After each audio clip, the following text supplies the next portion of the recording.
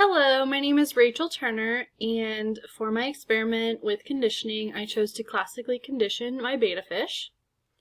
So first I'm going to start by explaining kind of what classical conditioning is.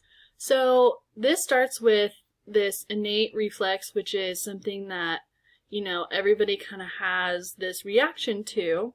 So it's something that can be applied to all, and it pairs it with this neutral stimulus that, nobody really has that specific reaction that you are trying to elicit from this classical conditioning.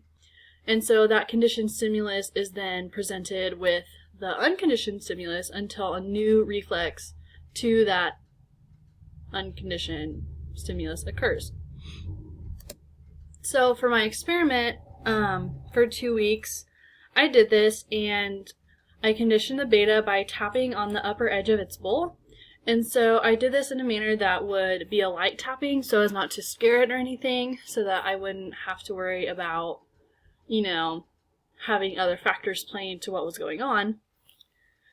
And so when I first started out, I tapped the upper edge of the bowl just to kind of see how the betta would react one time so that it wouldn't make any experience from it, but I found that it just kind of almost woke the betta up and made it kind of look around and try and figure out what was going on.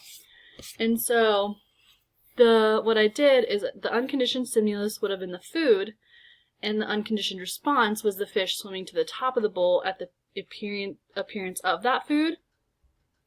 And so I noticed that this was something that happened every time I fed him, and so I wanted to introduce the conditioned stimulus of tapping to see if I could get a response of the fish swimming to the top of the bowl for just tapping and no presence of food. So the conditioned response would be that fish swimming to the top with no food being shown. So I had feedings done twice a day, one in the morning and one at night. They were very small feedings to allow me to do that. I noticed that after only a few days, the fish appeared to be reacting to the conditioned stimulus.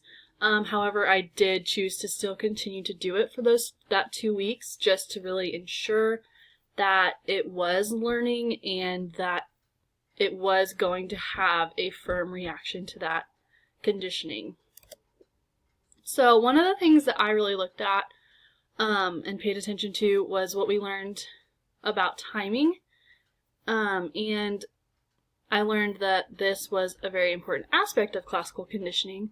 So the conditioned stimulus has to occur before the unconditioned stimulus. So the tapping had to appear before the food in order for the betta to make that connection. So had the tapping occurred after, it never would have, or most likely would not have made that connection. And then I also learned that best results would be from a delayed conditioning type, which would be tapping until the food is released and not tapping and then waiting and then releasing the food.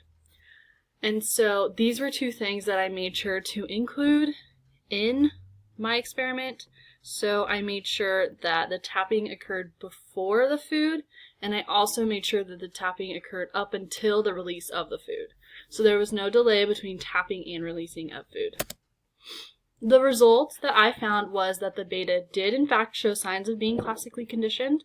I tested this by, at the end of the week, tapping, end of 2 weeks, tapping that upper edge of the bowl, and the betta did in fact react as if food was being released. It swam to the top and was looking around for food, was pecking at the top of the water, was trying to get food. And so overall, this showed that it was a success. So thank you.